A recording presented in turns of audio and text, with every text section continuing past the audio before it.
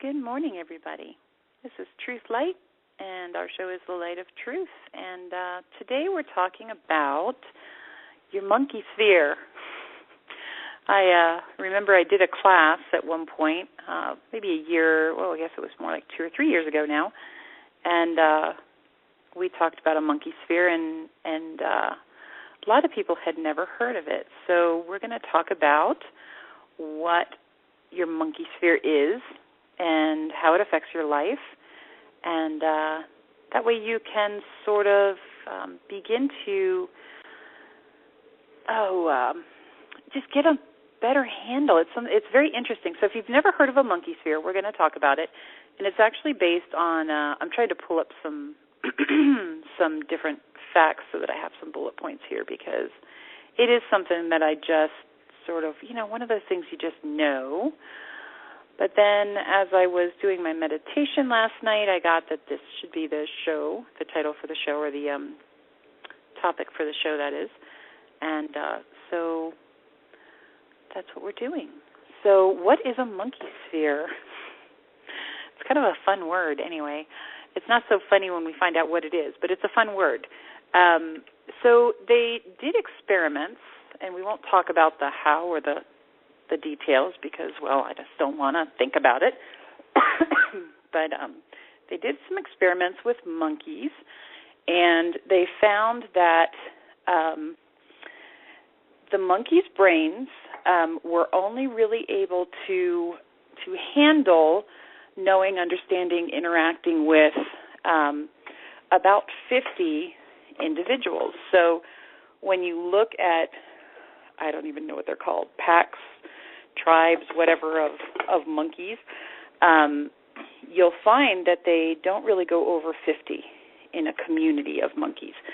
And that's because when you go outside the number of individuals that you can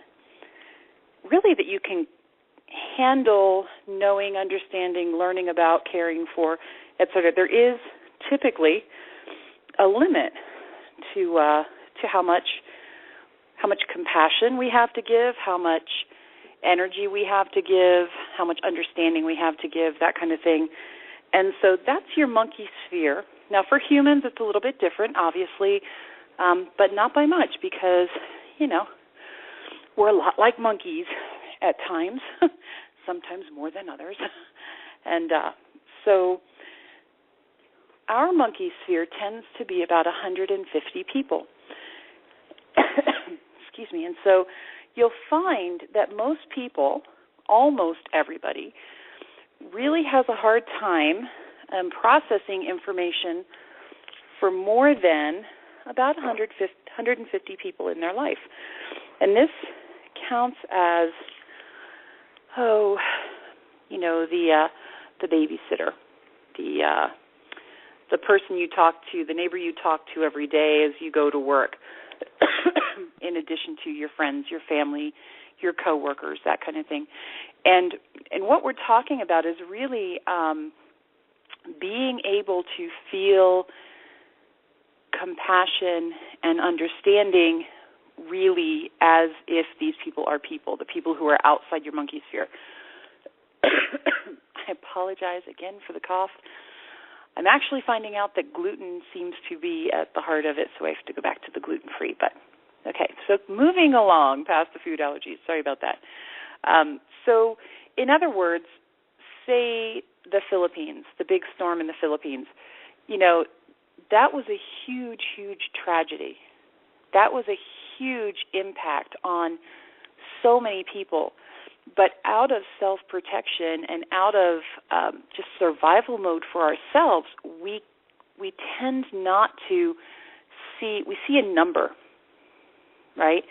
So although over 10,000, last report, I don't watch the news, but at the last report I saw, over 10,000 people were assumed dead. Now, for us, it would have more of an impact if the person who works at the desk right next to us, or the babysitter who takes care of our kids or the neighbor's kids or something, a kid in the neighborhood that we know, somebody that we interact with day to day. That one person passing away would have a greater impact than the 10,000 plus people in the Philippines. Now, that's because those 10,000 people are outside of our monkey sphere. They're not in our regular processing. We don't necessarily even see them. And I know it sounds horrible, but just work with me and be honest with yourself. People tend not to see those big numbers as actual individual people that you feel dramatically about or you feel intensely about, as you do somebody who you see every day or interact with on a regular basis who is a part of your monkey sphere. This would impact you more than those people outside yourself. So this sounds kind of boring and kind of academic, but it's not really. We're going to take it to a whole nother level. And you guys, remember that when I do these shows, it's very much just guided. So the information that whoever is going to listen to this show needs is what's going to come out, and I don't have notes or bullet points or anything. It's really kind of ridiculous, but that's just the way that my particular gift works. So when we're talking about our monkey sphere and when we're trying to figure out what is our monkey sphere, it's different for everybody. Yes, the typical human brain, et cetera, if you go science-based, really can process about 150 people in their monkey sphere and really not anymore. Now, it's my feeling and my belief that we're in a time of enlightenment, and there are those of us who are able to experience the news about what happened in the Philippines and feel an impact and compassion and feel every single, I'm not going to say feel every single one of those 10,000 people. I think we can, but we don't, because it would be too much for us to process on a human level. I think there are a lot of us in this ascension process that are beginning to feel outside of our monkey sphere, and that's part of what's creating a lot of the anxiety people are feeling and a lot of the push and the, I think there's a lot of people feeling this acceleration within themselves and within what they do in life, and they don't understand it. And I think that this is a big part of it, is the fact that throughout history we have had this monkey sphere. We have had that we really only process what's happening with the people within our own personal monkey sphere. So, for example, in the example there's some YouTube videos that I'll post the links to on the show description when we're done. But this and they're short, but they're very informative. So, in the past, it's been, okay, so you have this garbage man that comes and picks up your garbage every week. And so without this garbage man, what would your house look like? But he's typically not a part of your monkey sphere. Typically, it's some magical something that happens. You put the bags in the can, and you put the can by the road, and a truck comes by, and your garbage goes away. And very few of us think about the fact that there is a person with a family and a life and concerns and hopes and dreams and thoughts and fears and what have you, driving that truck, taking your garbage every single week. How many of us really acknowledge the garbage man who comes and takes away all this stuff, this toxic stuff that would just be rotting in our lives otherwise? Very important person in our life, but we really don't ever acknowledge. We may acknowledge the truck. Oh, the garbage truck is here. But we don't really stop and go, I wonder what that garbage man's hopes and dreams are. I wonder how his wife is doing. I wonder how, does he have kids? Are they happy? Should I do something to reach out and help him? Should I, we don't really do that. Some of us do, but not many. And so if you do that, then that means the garbage man is a part of your monkey sphere. If you think about the garbage man having an entire life, right, and family and hopes and dreams, then he's probably a part of your monkey sphere. But that's not typical, or the person at the power company who, out here, we sometimes have power outages because of the snow, which, by the way, we're getting today, which is amazing. It's a beautiful, beautiful snowy morning on the mountain today. And anyway, so the linemen, or whatever it is you call them, that have to come out and take care of the lines when the power goes down, you don't really think about them. Typically, they're not in your monkey sphere. The lights are off, and you just want your lights back on, right? And so unless we're in a disaster sort of situation where the heroes in the big trucks come and turn on the power, they then become a part of our monkey sphere because we're acknowledging, oh, my God, look at you, you came, you're like a hero, whatever. Here, where I live, it's kind of the snowplow drivers, whereas, I don't know, to me they're kind of like these cowboy heroes who come on these big trucks and make it so we can get out of the neighborhood. And, and so although I see the truck, I think about the person within it, but that's just me. I don't know that everybody does that. And so it's really understanding one of the processes that's happening in this ascension that we're going through is that I believe the monkey sphere limitations that we've had in the past are beginning to expand. And I think we're moving past that. The limitations came from the third dimensional world where it was strictly that we were in our brains. We're no longer living from our brains. We're now moving into the heart. And so this is part of the ascension from third dimension into the other dimensions. Some people say fourth, some people say fifth. It's kind of semantics at this point. You just have to go with, okay, there's a big shift coming, big shift in process, and maybe not get so worried about labeling it and just figure out how to maneuver through it, So one of the shifts that's happening is this monkey sphere that once kind of kept us balanced and, okay, I can process this much information and no more. It was kind of like the hard drive, right? Your brain is kind of like your hard drive. And so that monkey sphere gave you, this is the max that my hard drive can handle. And although I feel compassion and you may feel, if you hear about something like the Philippines or the volcanoes that are going on or whatever, you may, if you're a praying person, you may put those people in your prayers or something, but it's still a number. You're still, even if you see the faces on the news, that kind of thing, you're still not typically getting into the understanding of what is happening in each and every life of those 10,000 people. Because each and every one of them have a mother, a father, sister, brothers, kids, pets, whatever. They have things going on. They're hungry or they're cold or they're joyful or grateful for what has been left or whatever it is. We don't know what they're experiencing, because they're not in our monkey sphere.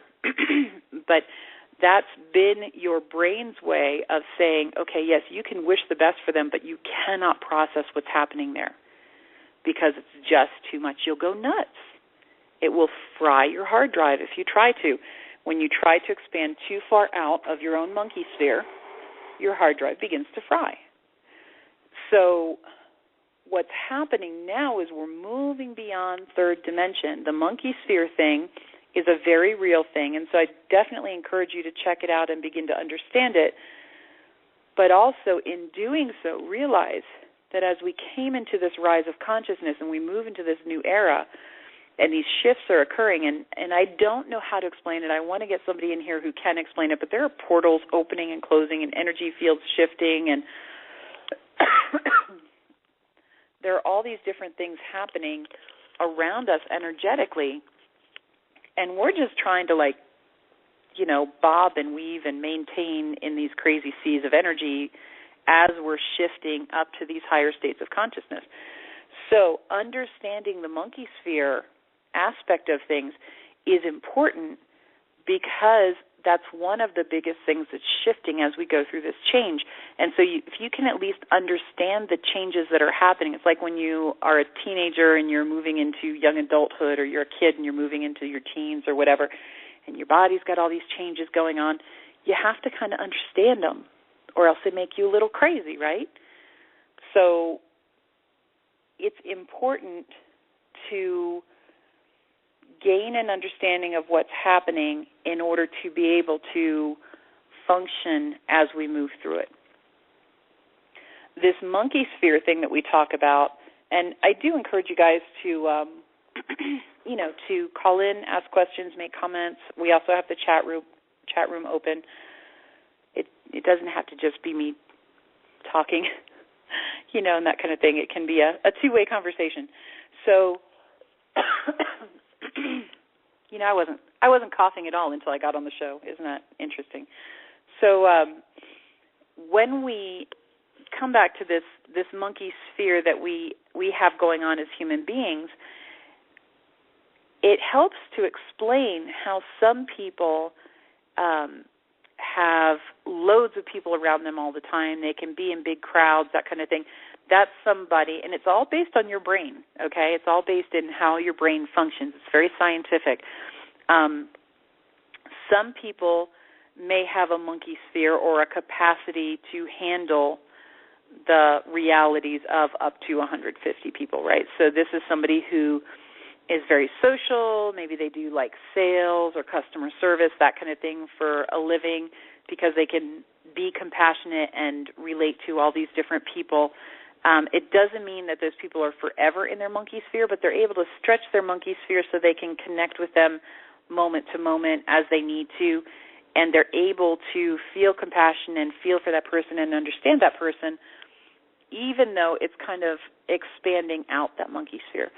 Some people, maybe they have a sphere of 10 or 20 people, of 50 people.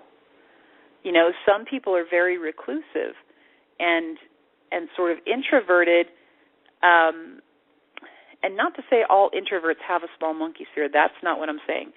There are people who really cannot handle, and I know some of them, they can only handle a few people at a time. And then they've got their family, and maybe some people that they relate to as far as public figures, that kind of thing. People that they learn from or listen to or read their books or whatever. They may consider those people within their monkey sphere because they care about what's happening to them specifically and that kind of thing. This doesn't mean one person has a smaller brain than the other necessarily, I don't think. I think it has to do with, it's not one is smarter than the other, in other words. It's just how things are processed. And so understanding this about people is also a really good thing, because sometimes we think everybody else should be just like us as a culture or as a race, a human race, that kind of thing. And that's not necessarily the case. So when you look at somebody, for instance, I have somebody in my life who is very hermit-like, right? And so really, if you put more than maybe 6 people for him to deal with, he is not happy. He is not happy. He is difficult to deal with. It's just too much, because he has a very small capacity for that monkey sphere. Then, you look at other people who are interacting with all these different people, and they have all these different friends and all these different business acquaintances, and maybe they volunteer for social organizations, and they're feeding the homeless, and they're just out there really doing so much with so many different people. That's somebody with a larger monkey sphere. Now, for one person to look at the other one and say, what the heck is wrong with you, is probably pretty normal, but it's really just a difference in the size of their own personal monkey sphere. I believe that you can expand it out, and I believe what's happening as a mystic, okay, when I tune into it intuitively, what I see is that the monkey sphere thing is very earthbound, third-dimensional processing. And as I said before, we're moving into the heart and out of the head. And so we're processing things with our heart more than our head at this point. This is really freaking some people out because they have never been taught to to just listen to their heart. To them, in a lot of cases, it seems as if you're being very airy-fairy and dreamer-like and just not logical or rational. But the reality is there's a new logic, a new way of thinking that's processed through your heart. And actually, that's a whole other show that I'll try to find somebody who really understands it, because I don't. But did you know that your heart has its own brain? I just learned this maybe a couple of years ago.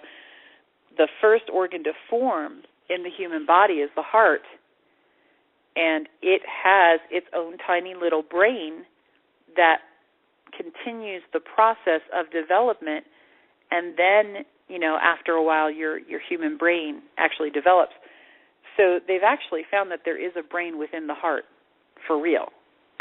And so this is now the brain that we're thinking about. So it gives a whole new meaning to, thinking with your little brain. That's dirty talk for me, yeah. So men, now you can think with your little brain, and it'll mean something totally different. So anyway, good thing almost nobody is listening to this live, because then all the archive people can just laugh and go, what the heck's wrong with her? So anyway, as we're shifting through this process, what's happening is that through all of our experience here on Earth, we've lived with this monkey sphere thing, right? As we've progressed through time, it's grown and it's expanded. And so it's not like this is the first time that it's expanded. If you think back to like caveman days, that kind of thing, even back to the 1700s, the 1800s, the 1900s, et cetera, we only knew about the people directly within our village or directly within our small town, and towns were very small back in the day. And so, and you didn't know everybody in town. Not everybody in town was in your monkey sphere. So this research was only current when they did it, all right, which is not all that long ago, I don't think. But if they had been able to do this research of what was our monkey sphere all the way throughout time, if you were able to do that, I would be willing to bet where we're at about 150 now, we probably were at, maybe 60 and then 90 and then 100 and whatever. I'm sure it's been expanding out through time as we have begun evolving. And now the evolution that's coming into play is more a state of consciousness than physicality right now. And so we're feeling this shift in the monkey sphere where I think what's happening is a lot of people are feeling what's happening around the world, or feeling what's, for example, in Orlando. All right, I lived in Orlando. I grew up in Orlando. And I had to move out of Orlando because I was feeling everything that was happening with everybody around me.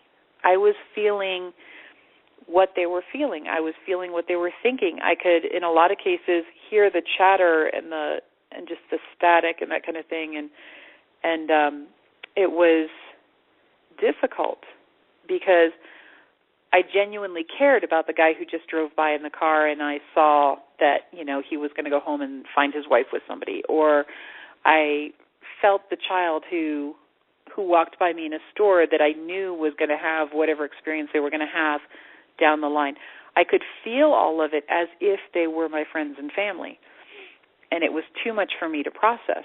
So I had to move to a place where there were not as many people in my immediate environment, because it seemed at the time, whoever was near me, even within 50, 100-mile radius, whatever, I was picking up on so many of them that I couldn't process it, and it was making me a little nutty. And so now what I find, this is, let me see, I would say that was probably as of, I think, 2009, I had to leave Orlando. And so since then, I went to Vero Beach, and then I came out to Flagstaff, and I can't even be in Sedona because it's so heightened there. So I'm in Flagstaff up on a mountain, and not that you have to move to a mountain, okay? I think I'm probably an extreme case. I don't think most people are like me. A lot of them are, more and more all the time. But, for me, what I find is that so many people are becoming a part of what I feel, what I experience, if I hear about somebody experiencing something, I feel it on a level of someone who knows them, who feels for them, And so it's important that I balance that with space and time for myself and that kind of thing to balance it. Because what used to be a monkey sphere of, say, 150 people, I'm just going to use their research, is now seeming to open up to loads and loads more than I could process with my human brain. So there has to be a space where I can just be with the trees and the land and the earth and that kind of thing to balance it out. So I think this is happening with a lot of people around our planet, that they're beginning to become enlightened and become more compassionate and feel more for their fellow humans or earth elements, that kind of thing. I think a lot of people are feeling the water, the marine life, the animals, the plant life. I know it may sound crazy, but that's okay because it's a show with a mystic, so it's going to sound crazy. That's all right. That's why you're here, right? So we feel what's going on with the deforestation, with the animals just being annihilated and their homes being pulled away. And there's so much shifting and changing that our monkey sphere is beginning to encompass so much more than it ever did before. And so we are needing to learn how to process that. So on that note, I'm going to pull our caller over. Good morning. Hello, you're the only one with morning. Live today, at least on the phone. Oh, wow. I know, I feel so greedy because I'm like, I'm always taking her time, but I always have a question. Because it's exciting because as of yesterday, we actually broke 14,000 listens, which is pretty cool since I don't promote the show at all. Yeah, it's pretty neat. But only 600 and something are live. So when I do these shows, they have almost to come everybody, after work. Yeah, almost everybody's listening to the archives. So what do you think about this today? I think it's great, and that's where my question is coming from. You know how everyone's saying, okay, it's the awakening, and is the smaller monkey sphere that we thought that we had before, could it be possible that back in the way back, before everything was altered, that our monkey sphere did include us all? Because you know how they say we're all one, and, we cared about us, the earth, nature. Could it have been back then that it was much bigger? But now that, we've been asleep, we kind of had made it where it was smaller as opposed to, like you said, everyone, we don't really look at, people who we may see, throughout the day and kind of know. You may say hi or whatever, but you don't really consider them. And a lot, like with all the horrible things that are happening, I know I do. I always pray for the people. I always try to send light to the situation because there's so many.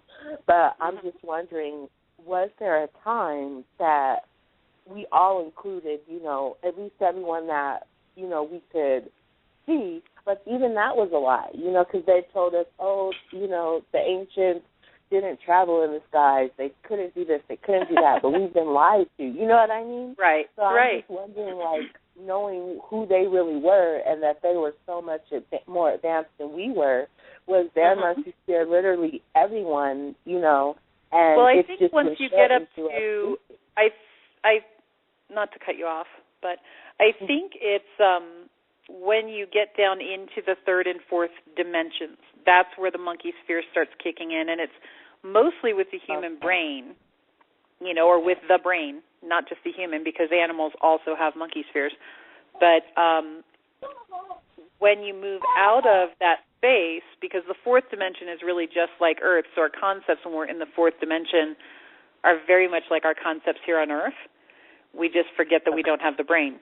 So I think once you move into fifth dimensional state of being, then that element is no longer there. There's no more of that monkey sphere limitation, because in the fifth dimension, that's where we go back to our home of we're all one, you know? Okay. And we truly feel that. So, for instance, when I go into meditation, I've never actually, and I didn't realize this, but I never go into the fourth dimension. I never go into the astral plane.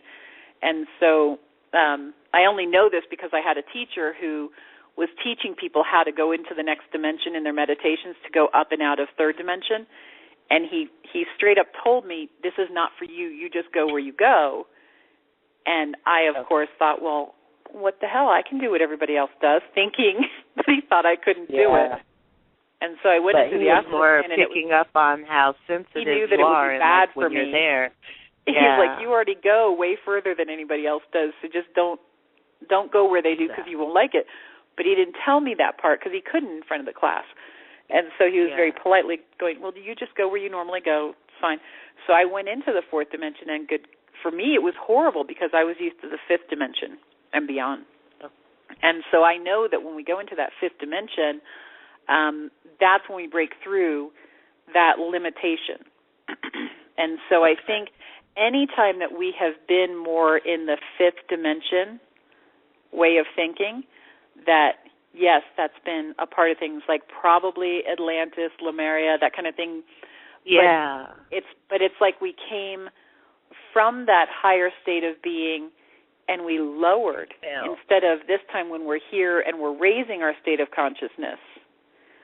And I don't know that, obviously, because I haven't gone in and and asked that particular question, but as we're talking about it right now, that's kind of what I'm feeling, is that we were learning to come into the third dimensional way of being, and now we're learning how to get out of the third dimensional way of being, you know? So, because there are lessons that come from third dimension that are beneficial, but I feel like we're beginning to move out of it. And so when we talk about, like, the monkey sphere thing, they talk about, you know, like when you were a kid and you'd see your teacher out in a regular place, and you're like, but wait, you're a person. I can remember one of my kids. I know, I can too. Actually going, she's a person? Like, she has life. I remember it myself, you know, like, and for some reason, I don't know, I didn't like it, you know, and I was just at the store, and I was like, hi, but there was something in me, you know, I talked to her and everything, but I didn't like, there was something that was unsettling about seeing her not in class. Because that put her in your monkey sphere, whether you wanted her there or not. And she was a teacher that I liked, so tell me, how does that doesn't make any sense. Well, and it's funny because my mom was a teacher, and she was the teacher that everybody loved, right? Everybody loved her. But I can remember going places and people seeing her and being like, wait, what? You have, like, a husband and a daughter, and you do what? You know? And you're buying food? What? You know, it's like you're not even human. Strange. But that's because they're outside the monkey sphere. And when you begin to see them as a person, then it's like, well, damn, okay, you just broke through the seal of the monkey sphere, and I don't know how I feel about that. You know, and so that's a lot of times what we feel when, like, the media kind of thrusts stories upon us. I don't know about you, but when I open my internet and I see a story about something that happened to somebody, and it's like it's like don't a go puncture almost just like on me. Sit to you. Yeah, it just but that's not my monkey sphere. Don't put it in my face. And so I actually have it, and I know this is bad, but it's because I'm so sensitive and I just, like, take them all on. It's ridiculous. So I actually have to have my computer, my son sets it up so that I don't ever see any of that. And so, like, my home page is not the news stuff. Like, it's just pretty much a blank search page. And we have it set up so that when I click on my email, it just brings in the login page, not the home page with all the news and stuff. Like, we really take measures to make sure that I don't even get any of that, because I'm already so I've expanded to the point where I really do, just the second it's right in my face, that's it. They're right into my monkey sphere, And so I've got how many people to try and process and work with, and, and so it's too much because it's expanding. And so while I can sit in meditation and send stuff out to whoever may need it, because I feel like everybody's in my monkey sphere, it's becoming that way. It wasn't always that way, but it's becoming that way. So I just have to send the love and light out to them,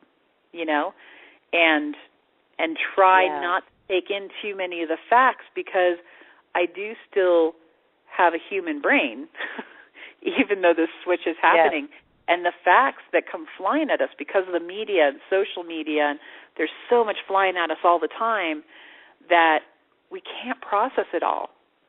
We just short circuit. I actually don't watch any of the corporate news for that exact reason, because it is set up to bring you all the doom and gloom, Right. And it's like, I do check out Democracy Now! Because that's definitely a show where you can get the information, but it's also, worldwide. So you're kind of getting all of the information, but not all the, craziness that the corporate news tries to stress at you. Because that's why you don't like it. That's why I stopped watching it. Because you can literally only watch, a good 15 minutes of it, but it'll bring your vibration down because it's programmed to all the negative, It never, ever shows you any of the positive.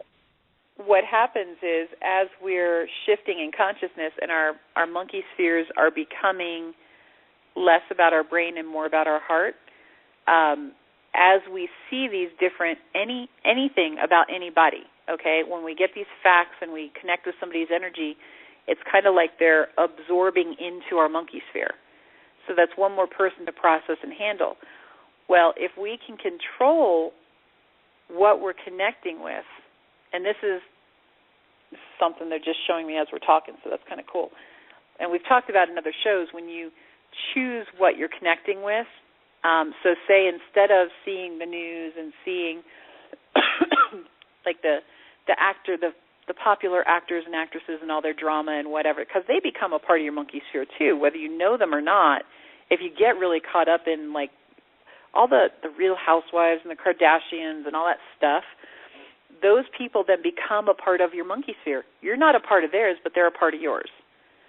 And so instead what we can do is align with, the people that are doing the things that we're connected with. So, and I always go to the same people because I just try to stay very neutral, but like Wayne Dyer or who is the lady with Course in Miracles, Marianne Williamson or something like that, Williams. The different people who are doing things that are kind of enlightened and that inspire us and that sort of thing. So if we can instead make those people the ones that enter our monkey sphere, learn about them, have them become human beings to us, and then just sort of let the reality stars and the pop stars that are creating drama and whatever, like all of that stuff, allow that to just, that's just not a part of my sphere. And then that's not what we're bringing into our energy, because that's essentially what our monkey sphere is also doing, is we're saying, yes, I'd like your energy in mine, please. And so whether they know us or not, they can become a part of our monkey sphere. Does that make sense? Did we lose you? I think she's gone. Good thing I can just talk forever and ever to myself. All right, so we did lose you, I believe. So if you're talking, I'm not hearing you, so I pulled you back over to mute for now. So we want to be conscious of this monkey sphere thing, and we want to understand that although it's not what the research is saying, it is what I'm being told as I meditated upon this for the show and that kind of thing last night, is that it's moving from our human brain. It's not only existing in our human brain, but it's also existing in our heart brain. And so that feeling of compassion for whatever it is you're connected to. So if you're connected to the concern about the Fukushima thing that's going on, and I won't go into more detail because I'm not going to pull you into it if it's not something you're already into, or if you're concerned about the vets that are experiencing whatever is being experienced there, or, whatever cause it is that you're feeling connected to, you want to decide for yourself if that becomes a part of your monkey sphere. And it seems to me that things that we care about is what becomes a part of our heart monkey sphere, and the people, individuals, are what becomes a part of our head brain, logical brain monkey sphere. So we actually have two of them that we're working with at this point. And it can be a little overwhelming to sort of process and keep track of. But if we can become aware of, okay, so this person is coming into my life. For instance, I have kids, right? And so when they, I need a cough button or something, right, to mute everything when I cough. When we, our caller is back, so I'm going to pull her over. So, okay, you there? Yes, I don't know what happened. It was just dead funny. Air. That was weird. And then I couldn't hear, so I thought maybe you had fallen off and, you weren't on. And then it kept being dead, so I said, well, let me just try to call back because, right. Well, there you are. So I was just going, I don't know if you heard me or not, but I was just going into, so I have kids, right? So my monkey sphere not only is my monkey sphere, but there are friends that my kids have that become a part of my monkey sphere. Yeah. And friends that those kids have that sometimes become a part of my monkey sphere. And so this is this ever-expanding thing, and it's important for us to be conscious of, and I think this is a new thing. I don't think they've done research on it, obviously, but I think we have a monkey sphere that is like the original one that has to do with our brain, but then I think we also are beginning to develop one that goes with our heart that's probably larger, that has to do with causes and different things. So I just wanted to finish that thought as I had started it before I pulled you over. So, okay. I wonder, too, is the monkey sphere like, how they say everything that's in our lives was attracted by us or, brought to us either to learn something from or to contribute something to? So is that the monkey sphere itself, or is that something else? I would say that's probably something else because, quite honestly, I have people in my monkey sphere that, yes, I think I think you can learn from everybody that's in your life, and I understand the premise behind that everybody's here to teach us something. But I also know that, we come into families, right? So you may come into a family with a whole lot of people in it, and maybe you all, in your own ways, needed to learn. Say you've got, 6 brothers and sisters or cousins or whatever. So maybe I needed to learn from cousin number 1 and number 3, and you came into my family and you needed to learn from cousin number 3 and number 6 and number 2. And, we're just a group of people that needed to learn from each other. But did we necessarily all need to learn from all of one another? Like, you may have, I've seen sisters and brothers, families where, there's just some you don't connect with. It just is what it is. But you both came to experience that same upbringing or some of the other siblings or some of the other family members. And so it was like coming, a bunch of people come to the same bus station, but they're not all catching the same bus. So it's kind of like that. But then those people in your family are still in your monkey sphere, whether you actually came to learn from them or not. Okay. So it's much more, the monkey sphere thing is completely a third-dimensional thing, completely a brain-bound analytical thing. It's brain function 100% in the sense of the research that we're talking about. But then I think you go into the heart aspect of it, and I think that's what's happening is it's beginning to move from the head to the heart, and it's not moving out of the head and into the heart, but it's expanding out to that heart chakra where now I think we're coming more into that fifth dimensional state of being where, yes, you have your earthly monkey sphere, which is the people in your life and that kind of thing.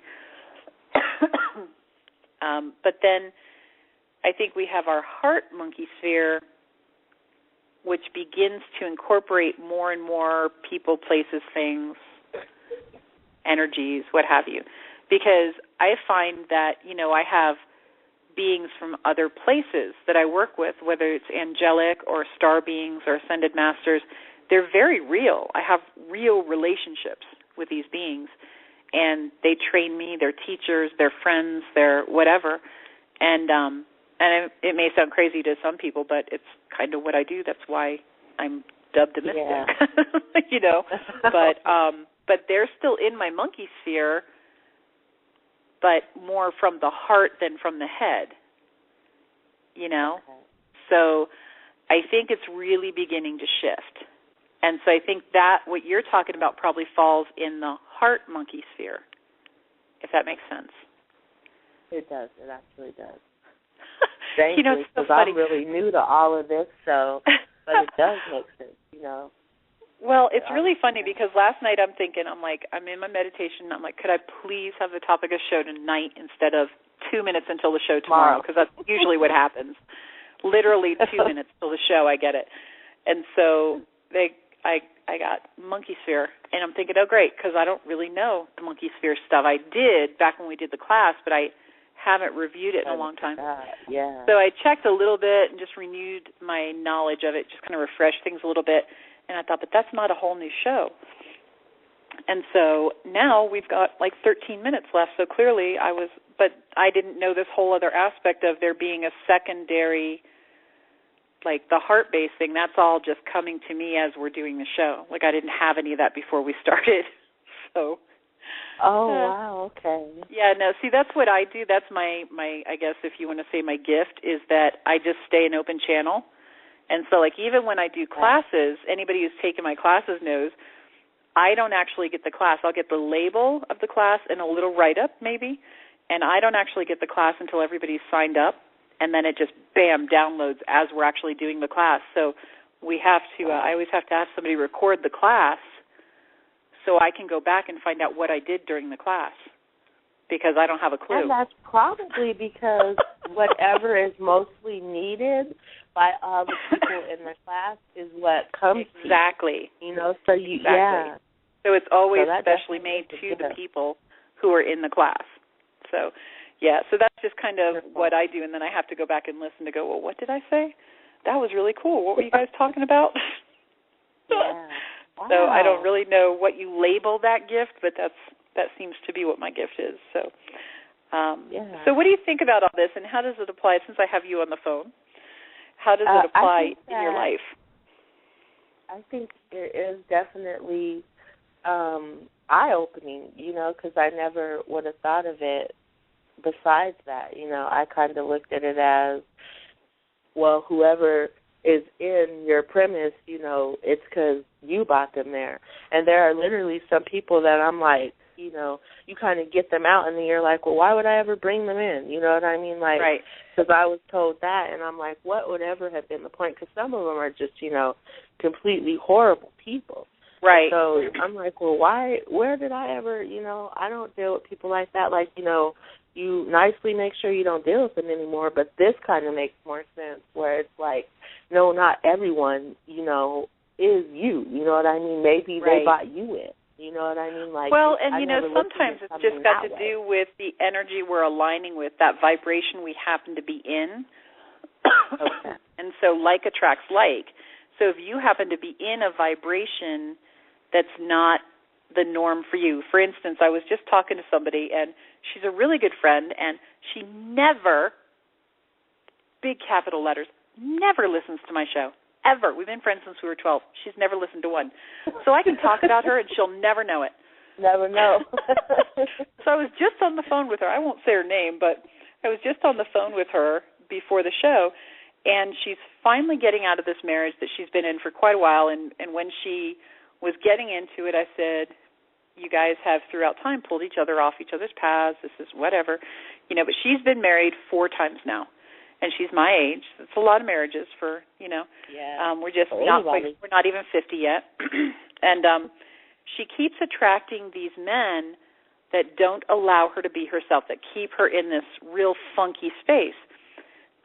Now, she's not necessarily going to learn anything from, I mean, she can learn from these people because they're there. You might as well do something with them, right? But they weren't pulled into her path because she was meant to learn from them or there was some higher reason. It was that she got into a relationship when she was younger that was abusive, and she stayed in it because she is by nature a very stubborn person who won't ever say she's wrong. So she stayed in this relationship, and because I was there for it, I saw it. We've known each other since we were 12. Her vibration began to change in that relationship. When she got out of that relationship, her vibration was never her own again. So she attracted these men who were abusive or treated her badly or were just kind of like, what the hell are you thinking, you know? And no offense, just that's where they chose to be, you know? Right. And, you know, in and out of prison and whatever. And so you're looking going, but you were like the best and brightest in high school. She seriously was like the golden child. It was a pain to be her friend because she could do no wrong in the teacher's eyes and whatever. And she ends up with these guys. And so when you look back over time, it's that she never got her vibration back after that one relationship. And so like attracted like, she was in that vibration of the victim. And so when she was in this vibration of the victim, she attracted victimizers because by nature there's balance, right? So she attracted into her, and these people were in her monkey sphere then. They were her husband's, father of her kids, whatever. And now, God knows how many years later, she's finally, I just heard her today, like I actually heard her back again for the first time in over 30 years. I don't know. Yeah, close to 30 years. And so she's actually back to herself again. So we were just talking about the people that she'll begin and the opportunities she'll begin attracting into her life will be very different now because she's finally snapped out of that situation. This last one was a little higher vibration than the other ones before him. And so though she attracted kind of this, I don't know what I want to do with my life energy into her monkey sphere. Well, I shouldn't say that. Kind of dreamer, do nothing, just talk, never really do anything kind of vibration. Wow, the cough is back again, huh? So so she attracts these people into her life that do not match her true vibration because she's not living from her true vibration. So as we pull people into our lives and we go, what the heck are you doing here? I know that I didn't contract to learn anything from you. It's probably because you need to look and go, okay, what vibration was I in when I met this person or when they were attracted into my life? Yeah. You know? So that does make a lot of sense. Yeah, and once you realize that, then you can kind of understand where it would have to change. You know, like right. You said, so when you feel yourself getting into that vibration, you go, no. Wait, where do I want to be? And it's just like playing. I always kind of compare it to playing musical notes. You know, well, when I play this lower note, when my vibration is vibrating like at this lower note, this is what comes in, and that's not really what I want. So which string do I want to be hitting, or which color of the rainbow? You know, some people are more visual. Which color of the rainbow do I want to be walking on, you know? And so then we attract more of what we want. But once we become conscious of it, we can see it and we can recognize it. Now, the other thing that I am going to say to that to balance it is there are people who come into our lives who are kind of crappy people that we are meant to learn from or we're meant to teach. And usually if we're teaching, we're learning, so, and vice versa. So, like, for instance, my grandfather was, I mean, there was a book written about him and how maybe not so nice he was, you know. And so he was, you know, he was a pedophile, and he was, among other things, he was also tremendously brilliant, did a lot of things to help a lot of people. Like, he was just duality embodied. He really was. So I had to go through some times where I had to admit to myself that, yes, I did choose to come into that situation. I chose to come into a situation where my grandfather was a pedophile. why would I do that?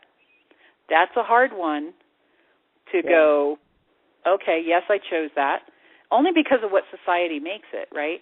So, okay, yes, I chose that. I chose to learn from that experience, and I did. And I grew from it, and I've shifted the energy of the family vibration and all of that. My father that's also what I was going to say. nice. That maybe that's why you said to come in too, because him doing that is messing with your ancestral line, and so maybe you had to come in to clear all that out. You know what I mean? Right. It could be exactly. that, you know. But when you're going through the process, that was quite a kick in the teeth to go, I chose that? Are you kidding me? You know, and then my dad, who was his son, was all kinds of messed up.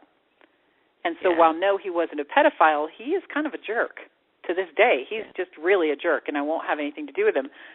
But I chose that, and so I had to own up to the fact that, yes, I did choose this, and yes, they were lessons for me. You know, and sometimes people have a hard time with that one, recognizing that they chose certain things. They don't want to admit that. But once you get past, that's the ego and the pride and the judgment. Once you get past that, then it's different. But, you know, then I want to not give people an out to go, oh, I didn't choose that. It was just the vibration I was in. No, sometimes you chose it. Sometimes you did. So learning to identify. And then the people who were drawn into your life that were drawn in there because you were having an off year or decade or month or whatever, that really weren't meant to be in your life as a part of the path, they may be in your monkey sphere, but you don't have to keep, that's the other thing, and we only have a couple minutes, but the people who are in your monkey sphere, you want to look around and you want to clean out your cage a little bit. You know, if somebody's bringing in poop, go ahead and let them get out of your monkey sphere and bring somebody else in who's going to bring something beautiful, enlightening, loving, whatever.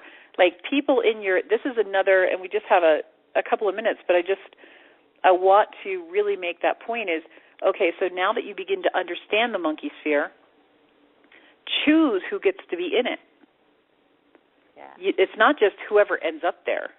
You do have control over who's in your sphere and whose sphere are you in.